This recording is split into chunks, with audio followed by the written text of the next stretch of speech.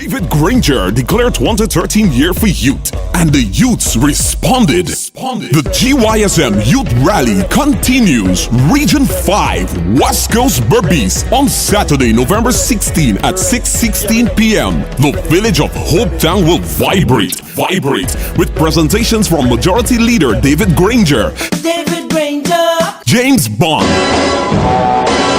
Christopher Jones and Walker, Carol Joseph, Annette Ferguson, Codbrad, Javon Stevens, and the local sound system will bring up the rear. It's the GYSM Youth Rally, Saturday, November 16 at 6:16 p.m. Hopetown, West Coast Berbice. We're ready for the road. This is the Public Interest. I am Malaika Ramsey. Thanks for joining us again this week. This week we focus on the importance of public infrastructure. As you know, our public infrastructure has been neglected for some time now, and as a result, citizens are suffering. Some are even paying with their lives. To discuss this with me is Leader of the People's National Congress Reform and Leader of the Opposition, Mr. David Granger. Welcome back, sir. Thank you very much, Malaika. First off, Mr. Granger, the answer to my question may seem a bit obvious to some of our viewers, but for clarity, which ministry or how many ministries are really responsible for public infrastructure in Guyana? Well, it's difficult to insert clarity into that situation because it's very murky. I myself, wonder who's responsible, because certainly you have the Ministry of Public Works, and any reasonable citizen might think that that is the ministry which has overall coordinating responsibility. But it seems that the Ministry of Housing and Water actually engages in agreements for the construction of roads into certain housing areas. Then I see that the Ministry of Local Government speaks out about housing, about roads and other infrastructure, particularly in the hinterland. And I've seen statements from Minister Granger, the Minister of Local Government. And then I see the Minister Robert Prasad, the Minister of National Resources and Environment. He seems to have a committee on hinterland infrastructure, and he deals mostly with miners, roads in mining areas. And I really wonder what is happening there. Then, of course, you have the President's son, Mr. Alexei Ramotar, who runs an information technology unit through I think it's the Office of the President. He has been responsible for a project involving the laying of 560 kilometers of cable for the infrastructure connection, in information technology. So you would think that you would need trained engineers who are responsible for, coordinating infrastructure countrywide, but this isn't so. It seems that several agencies, all of them ministries of the government, have responsibility, but I don't know to what degree they coordinate their work, because you see some areas seem to be neglected.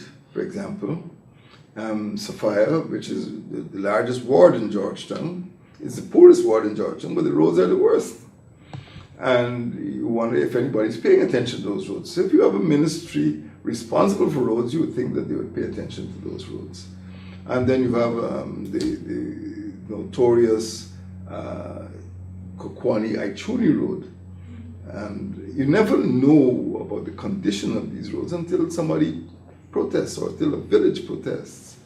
So you ask a very difficult question. Who's responsible? I don't know who's responsible. I think that the time has come for this government, the PPP Civic Administration, to have like a super department.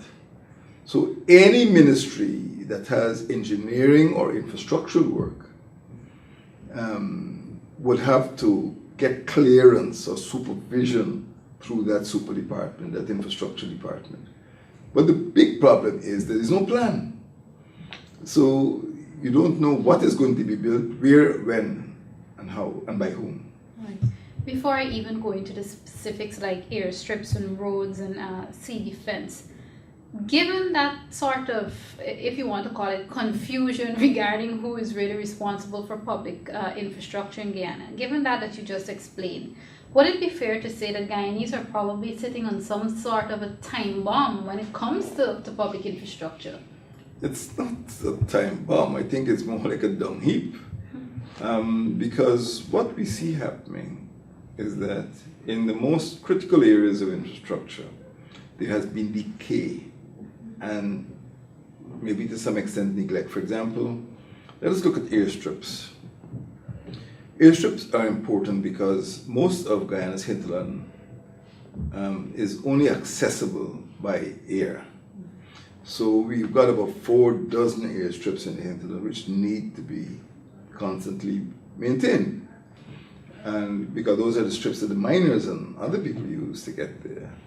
I have actually been on an airstrip in which the pilot, having landed, was virtually avoiding potholes on the airstrip. So he has to be a very experienced person. He has to know where to land and how to taxi. And of course, we've had several accidents on the airstrips. Maybe because the airships are inadequate or they need maintenance or they're not properly signed. But all I'm saying is that you've got problems with the airships, you've got problems with stellings. And no matter which stelling you go to Redenhoek stelling, you go to Stabroek stelling, you go to Johamstown stelling, you will see structures that were erected more than half a century ago, maybe even longer. Wood rots. And I think many of them have started to rot, they've started to decay. Public infrastructure is very expensive to maintain. But what we see is a lot of decay, either because of neglect, either because of lack of funds, or because of poor supervision. But in every single area, look at stellings, look at roads. We see the road between, as I mentioned just now, between Kwani and Aichuni, full of potholes. And what will happen during the dry weathers, they will grade these roads, then the heavy trucks bringing timber and other heavy commodities from the hinterland will go over these and ruin them. Potholes will develop, the rains will come and widen the potholes, and they do the same thing over and over again. The difference is that many ordinary residents living in Kokwani can only come to Linden, can only come to Georgetown through that road. So when that road is blocked, they cannot pass. And it's very expensive for residents to come. And people need to go to school, people need to go to market, people need to come to town to transact business. So it is very expensive. For example, on the first day of term, I think it might have been the 2nd of September, there was no food in Kokwani because the road was blocked. The road was impassable. So infrastructure is not like an ornament. It is a vital part of national development. And if it is broken or decayed, it means that people will suffer. And that's what's happening in Guyana today. You did talk about stellings and airstrip a moment ago. Before I even talk about the airstrip, you also talked about persons blocking roads, protesting, and these sorts of things. Why, even though you have people protesting, and when people protest, especially when they block roads, communities suffer because you just mentioned no food can go in. Why have these protests seem to not be working? Because you're going to have the same thing happening next year. I disagree with you, Monica. The protests are working. Perhaps only the protests work. I remember on the East Bank Babis, you've got cement bagging, you've got fertilizer bagging, you've got petrol, fuel installations. You've got very important commercial industrial installations in East Bank Babis. But there's also a place called Highbury where the first Indian immigrants landed. So every year the president has to go to Highbury because that's where the ceremony is held. But he has to pass through that same awful road. So this time the resident told him not to try to go because they're going to block the road. But it is only when they block the road they get attention. As the saying goes, it's only the hinges that creak get the oil. And this is what has been happening. People protest to call attention to grievances, and that having been done, the grievances sometimes are fixed, many times are fixed. So protest has now become a normal administrative device in Guyana, that if you want any good done in your community, have a protest and make sure it's put in the newspapers. It's terrible that we should have to resort to that device to get normal administration done. But I don't disagree with you. Protests, I don't agree with you. Protests actually work. All right.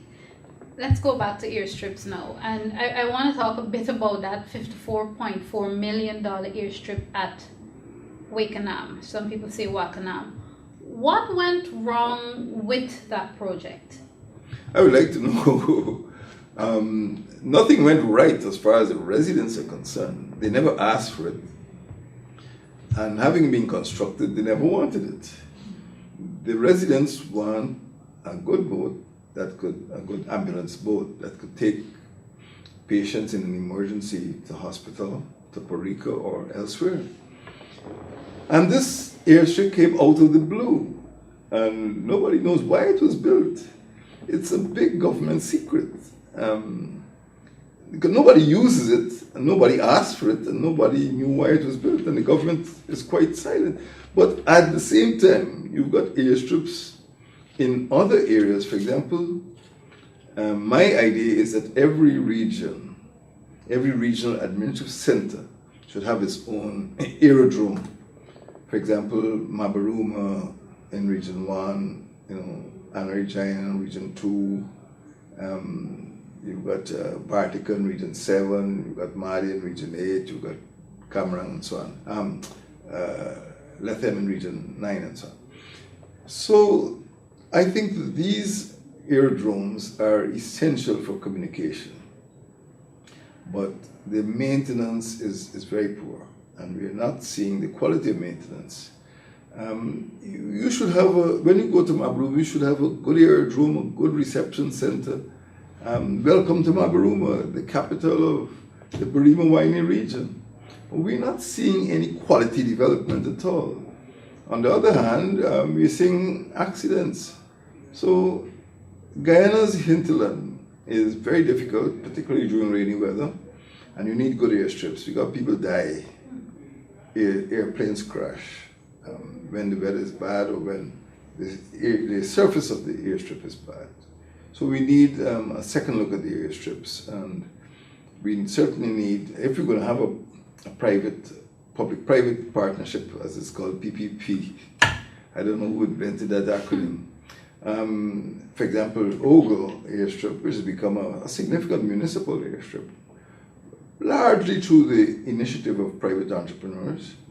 We can have similar strips in the hinterland, but there needs to be better coordination. Nobody knows what's going on in the Ministry of Public Works.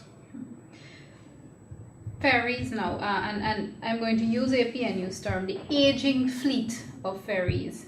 What would it cost to either repair these ferries, or should they be replaced altogether? I don't know if would that be a wise step? But some of these old ladies have been around for a long time, like Lady Northcote. Nobody knows who Lady Northcote is. In fact, there used to be a governor, maybe 70 years ago, whose name was Northcote. And his wife, the boat is named after his wife. So at least it's about 70 years old when you hear about Lady Northcote. When the $20 bills were first printed in the 1960s, you had the MV Malali, MV Tarani on those $20 bills. So you know that those are about 50 or 60 years old. So using the word aging is not inappropriate, but those vessels cost about like $150 million a time to dock, what they call dock. When they dock, it means more than dock. It means you put it in dry dock, and you give it a complete overhaul, engines and the superstructure and everything. What does it cost? I don't know. I'll have to go back to the estimates. But each one of those old queens, the Turani, the Malali, the Makauria, would cost, I reckon, over $100 million each. Every time they go into dock. Whether they go into dock once a year or once every 2 years, I don't know.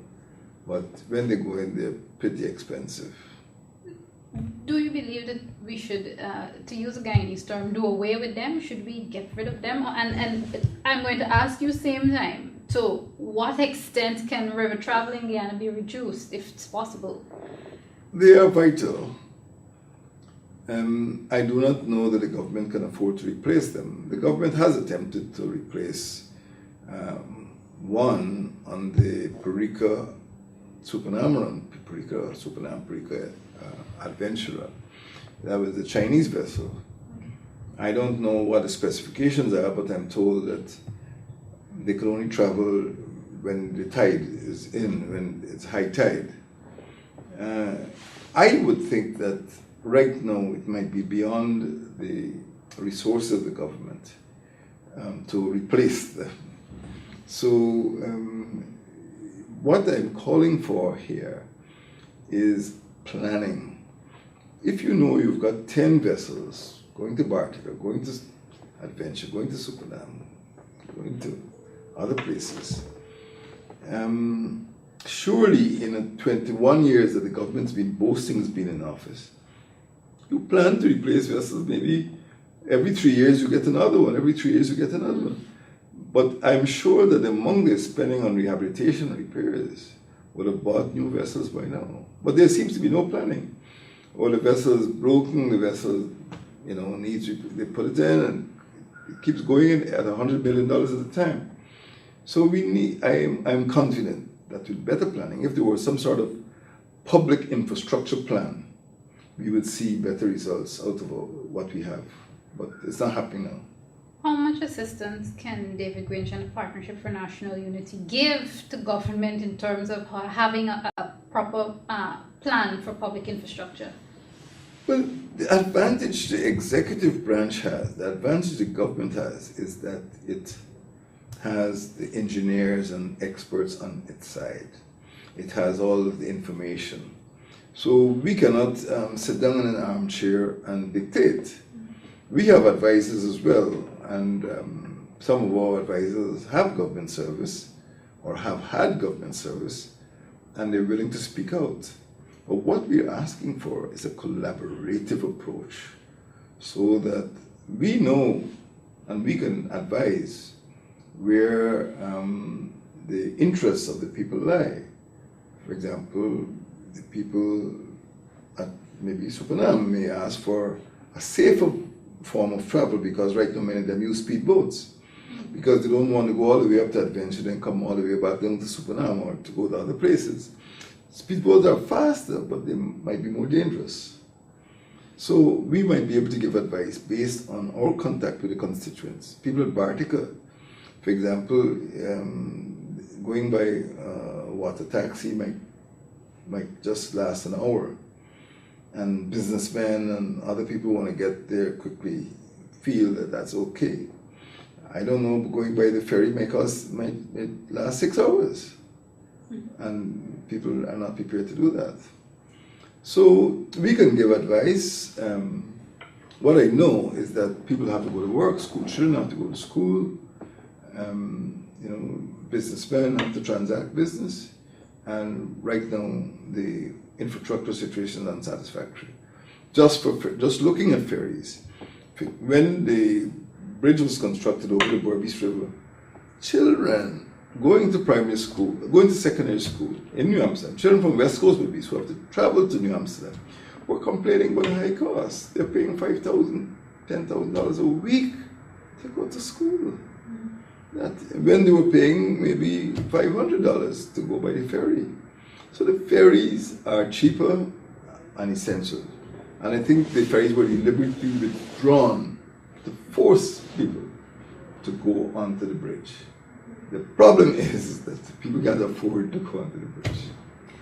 Without sounding as though we're switching from public infrastructure to the education sector, are we training enough people who can contribute to developing public infrastructure? Much of the public infrastructure we speak about is technical, really engineering. I would say off the top of my head, no. We need a lot more engineers. If we're talking about airstrip construction, if you're talking about ferry boat maintenance, if you're talking about road building and bridges, you're talking about engineering. Civil engineering, mechanical engineering, and we don't have enough of those. Never, we've never had enough. In the past, the government was much more concerned with public services, that is in the PNC era up to 1992. And they were very talented engineers in the Ministry of Public Works. We built roads. I mean, when you look at the Berbice Highway from New Amsterdam to Corriverton, from Rossignol to Georgetown, those were built by Guyanese engineers. The bridge over the Demerara Harbor was built largely, well, it was in partnership, but the prime or key engineer was Guyanese, a chap called Joe Holdo, I know personally. But I don't know if we have that quality engineering anymore. But what I'm saying is that Guyana needs to train more engineers to fulfill the requirements of public infrastructure. It is largely an engineering field, and no point training poets and historians there. Now, one of the things you always talk about is our long borders. Without getting too specific, how do we maintain natural and man-made sea defense and sea defense systems? And I know that's where the long borders come in. Well, I regard the borders as the borders of Venezuela, Suriname, and Brazil, but on that coastline, again, this is an age-old problem. There used to be natural defenses in the form of mangroves, and people were allowed to cut down the mangroves for different reasons. What we need now, or what we do have, is a system of artificial sea defenses, largely concrete, and in some cases they still use mud, clay. What you need is there's no easy answer to that. What you need is rapid replantation of mangroves and crude and other types of bushes on the foreshore. I noticed in Georgetown, you've got a hotel going up on the foreshore there. It's crazy. What we need is more careful husbandry, more careful. I know people like to see beaches, they think we're in Antigua or somewhere, but it's not true. We need those mangroves, ugly as they might be, to protect our shores from erosion. So we look at natural defenses, and we're also looking at man-made defenses, but they must be constant surveillance, because nothing lasts forever. And when they are damaged, or, you need to make sure that they're repaired as quickly as possible, because they won't get better. Damaged sea defense wouldn't get better. You've got to fix it. So those are some of the problems. We have getting a lot of assistance from the European Union, but we know where the problems are. There's been overtopping, there's been breaches, and I think there needs to be much more thorough surveillance if we are going to solve the problem of sea defenses. Because once the salt water comes in, it gets into homes, gets into farms, and we have problems there. Finally, sir, before I ask you to greet our Hindu brothers and sisters as we're celebrating Diwali, in the beginning of this broadcast, in the beginning of this conversation, you talked about coordination, proper coordination, so that the Ministry of Public Works can function properly. I'd like to bring up Parliament, because I know that's one of the only places in Guyana that the opposition can properly do its work and get across its points to government and to the public at large. Do you have any plan to take any of these issues regarding public infrastructure to Parliament when Parliament next convenes, if not immediately, soon after that, the first sitting? Well, we've asked questions of the Minister of Public Works, and we can put this in a form of a motion after hearing the answers to the questions. But I think that they tend to resist innovation. So we may come up with an idea, but because it's not a PPP idea, it doesn't get very far. Small matters, I know they've made changes. For example, when we brought a motion to investigate the maritime accidents, there was a flurry of activity, and there were instructions and visits and inspections and all that. As far as this is concerned, we will put the proposal to them. It could be done in the form of a letter, because since the 10th Parliament has started, we've made passed many resolutions, but they've never been implemented. But I think the government will find it difficult to implement the resolution if we brought it. But what we're calling for is better coordination. Let us have a super department so that the Housing and Water, Public Works, Ministry of National Resources, Office of the President, all of the local government would sit down around the table and allocate priorities and make sure that all of them are supervised by experienced engineers. What happened in the case of the fiber optic cable is that the project will literally run into the ground. And when they were in trouble, then they called it the Ministry of Public Works. They thought they could have done it themselves. And what we see happening in other areas, housing areas, the roads are very poor. But those roads, those contracts, those visits and inspections have to be done by trained engineers. So that's what we're going to be calling for in the National Assembly. I know I did say that was the last on this issue, but you did mention that when APN, you had asked some questions, especially with the maritime issues, we saw things getting done, but we seem to be in a state whereby, okay, if there's a river accident or even a serious accident on the road, then we get busy and try to patch here and patch there. I mean, again, that's a problem. How can we solve that? Well, it's an executive problem, and we keep the pressure up in the National Assembly by calling attention to these matters. And sometimes you can see some response. Okay. The general response of the executive branch has been to resist. But the people on our side, and the people know that what we're speaking about in terms of roadways, whether it's in Sophia, East Bank, Berbice, Bartica, or Linden, Kokwani, these are matters that concern the ordinary citizens, and I think they understand what we've been doing. So we'll continue to work for them, work for the people. All right, as Guyana is currently in celebration mode in terms of celebrating our Hindu brothers and sisters, Diwali, I'll give the opposition leader a chance to greet our entire nation, not just Hindus, on the occasion of Diwali. You're quite right. Happy Diwali, Guyana. This is a very important festival. As you know, in the colonial days, it was not observed by the nation as a whole, it was observed by Hindus. But when the PNC got into office in 1964, one of the first moves was to ensure that Hindu and Islamic holidays were given full recognition.